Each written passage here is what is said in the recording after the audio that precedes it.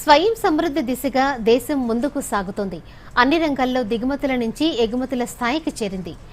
రక్షణ రంగంలోనూ భారత్ సాధించిన స్వయం సమృద్ధి ప్రపంచ దేశాలను ఆకర్షించింది. 79వ స్వాతంత్ర దినోత్సవం సందర్భంగా ప్రధాని మోదీ రక్షణ రంగం గురించి ప్రస్తావిస్తూ కీలక ప్రకటనలు చేశారు. ఈ క్రమంలో భారత్ 11 ఏళ్లలో రక్షణ రంగంలో సాధించిన ప్రగతిపై మరిన్ని వివరాలు చూద్దాం. రక్షణ ఉత్పత్తుల్లో ప్రపంచంలోనే అతిపెద్ద దిగుమతిదారుల్లో ఒకటైన భారత్ గడిచిన 11 ఏళ్లలో రక్షణ రంగంలోనూ స్వయం సమృద్ధిని సాధించింది. రక్షణలో ఆత్మనిర్భరత మార్గదర్శక సూత్రంగా ముందుకు సాగుతోంది. స్థానికంగా డిజైన్, అభివృద్ధి, తయారీకి ప్రాధాన్యతనిచ్చే విధానాలను కేంద్ర ప్రభుత్వం అవలంబిస్తోంది. ప్రభుత్వ సంస్కరణలు, వ్యూహాత్మక పెట్టుబడులు, పరిశ్రమ భాగస్వామ్యాలు ఆవిష్కరణలకు ఆజ్యం పోశాయి. దీంతో దేశీయంగా తయారీకి మరింత ఊతం లభించింది. 2013-14లో 2.53 లక్షల కోట్లుగా ఉన్న రక్షణ బడ్జెట్ 2025-26 నాటికి 6.81 లక్షల కోట్లకు పెరిగింది. బడ్జెట్ పెంచడంతో 2024-25లో భారత్ అత్యధిక రక్షణ ఉత్పత్తి 1.50 లక్షల కోట్లను సాధించింది. రక్షణ ఎగుమతులు 2013-14లో 686 కోట్లుగా ఉండగా 2024-25లో 23,622 కోట్లకు పెరిగాయి. అంతేకాదు భారత్ ఇప్పుడు 100కి పైగా దేశాలకు ఎగుమతి చేస్తోంది. 2023-24లో భారత్ నుంచి మొదట అమెరికా, ఫ్రాన్స్, ఆర్మేనియా దేశాలకు ఎగుమతి అయ్యాయి. అంతేకాదు రక్షణ రంగంలో విదేశీ పెట్టుబడులను ఆకర్షించింది.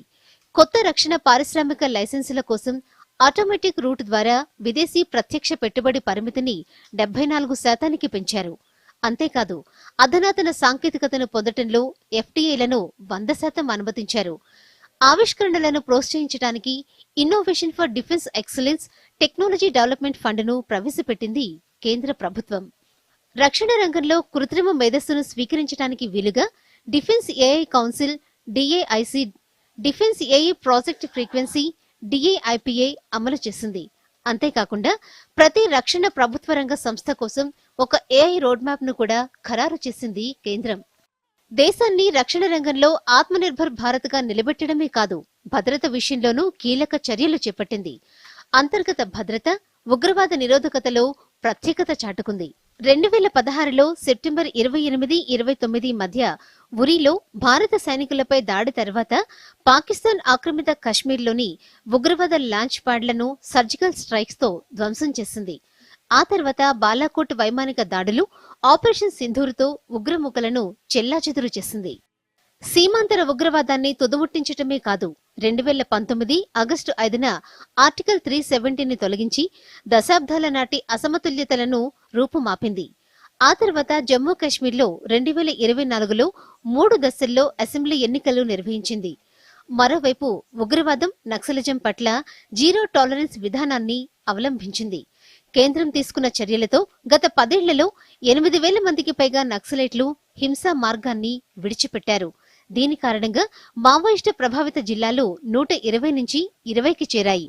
11 ఏళ్లలో దేశ రక్షణ, అంతర్గత భద్రత విషయంలో కీలక నిర్ణయాలతో ముందుకు సాగుతున్న భారత్ రానున్న రోజుల్లో భద్రతకు సంబంధించి ప్రధాని మోదీ కీలక ప్రకటన చేశారు.